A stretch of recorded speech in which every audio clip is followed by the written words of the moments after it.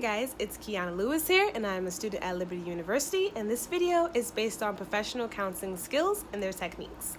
So basically, please forgive me, I am sick, and if this video feels rushed, please bear with me. I'm going to do a question and answer type of video, so basically I'm going to say the questions, and I'm going to answer them directly. The first question was, are the sessions you watch similar to what you imagine a counseling session to be? Why or why not? I said yes, because for me, a counseling session should be face-to-face, which is the traditional aspect of a counseling session. I know that they have telecommunications now and they can FaceTime, they can call you, but a real session or a session that I assume to be would be face-to-face. Also, I noticed that it was in a quiet environment. It was in an office.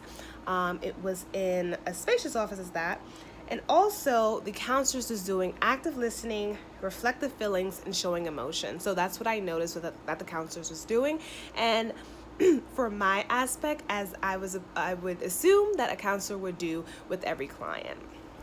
The second question was, from your readings in Chapter 8, what skills and counselor characteristics did you notice? So basically, the characteristics I noticed or the skills that a counselor should have is empathy. They should also show professionalism, and they should also show willingness.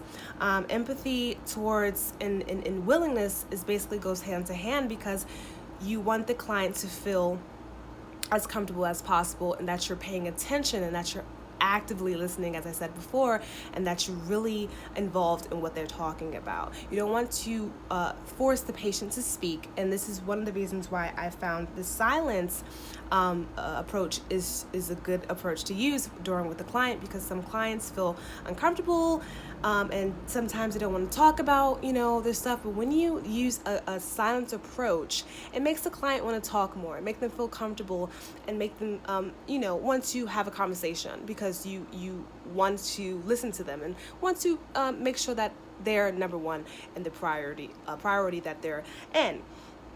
Number two question was what differences and similarities did you notice between the three counselors? Basically, the first, the similarities that I noticed was the majority of the counselors were using reflective feelings technique. Basically, the reflective feelings technique is determining the feelings and emotions in a person's verbal and body language. So, you basically are stating these feelings back to the person or client.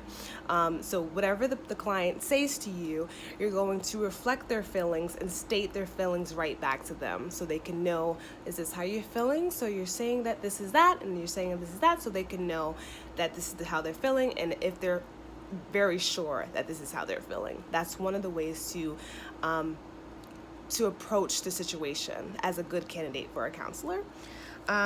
So the differences that I noticed was that one of the counselors, out of all the counselors, used cognitive theory. So cognitive theory was developed by Aaron Black in the 1960s. And cognitive theory approach was basically, it focuses on how people thinking can change feelings and behaviors. So cognitive is brief in nature and orientated towards problem solving. So you're giving the client you're giving the client an opportunity to problem solve, and basically focusing on the present more than the past. So that's one of the approaches that the counselor used in the videos, and one of that I noticed. Last but not least, the last question, what question do you have about the counseling session and how skills are used? So one of the questions I do have, as I am considering on being a counselor, I just wanted to know how did these counselors, figure out what approach to use? Or are these counselors using the same approach to use on different individual clients? So that's one of the questions that I actually asked myself.